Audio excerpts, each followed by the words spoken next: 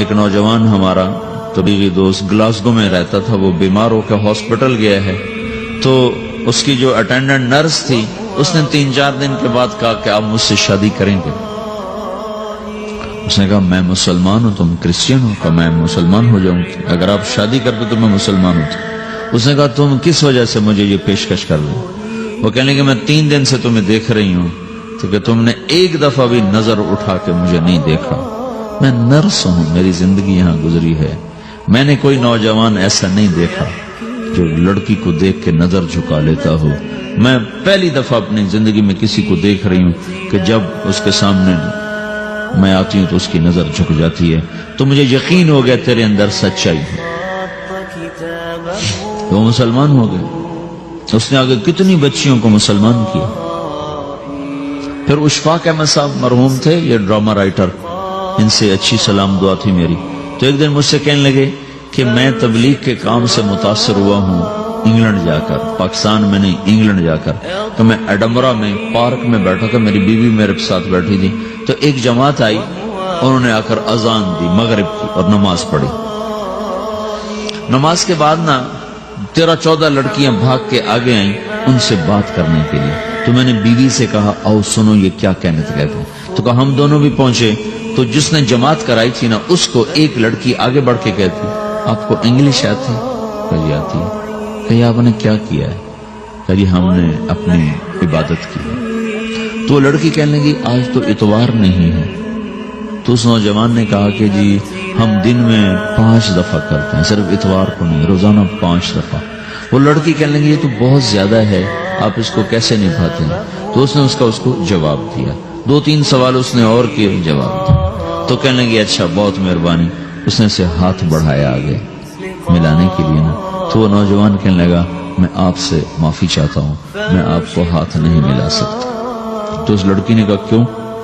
کہ یہ ہاتھ میری بیوی کی امانت ہے اور کسی کو نہیں لگ سکتا۔ تو لڑکی کھڑی تھی، وہ زمین پہ گر گئی، صرف اس بہت وہ زمین پہ گر گئی، کھڑے کھڑے وہ زمین پہ گر گئی، اور وہ بچوں کی طرح رونے لگی پھوٹ پھوٹ کے، اور کہنے لگی وہ لڑکی کتنی خوش قسمت ہے جس کے تم خامد ہو، کاش یورپ کے مرد بھی ایسے ہی ہوتے۔ جس رب نے نفسیات بنائی ہے وہ اگر کوئی عورت کپڑے اتار دے تو اس کی نفسیات بدل جاتی، چاہے وہ مغرب میں پیدا ہو چاہے وہ مشرق میں پیدا ہو۔ عورت کی نفسیاتی حیا ہے اور وفا ہے، کسی وفادار کی تلاش ہے، تو وہ اس کو پتہ بھی نہیں ہے کہ مشرق کا حیا کیا ہے، لیکن وہ اس کو اللہ نے عورت بنایا ہے، اس کے اندر کی وہ نہیں مر سکتی چیز۔ کاش یورپ کے مرد بھی ایسے ہوتے۔ اور آنسو پوچھتی ہوئی وہاں سے اٹھ کے چل دی۔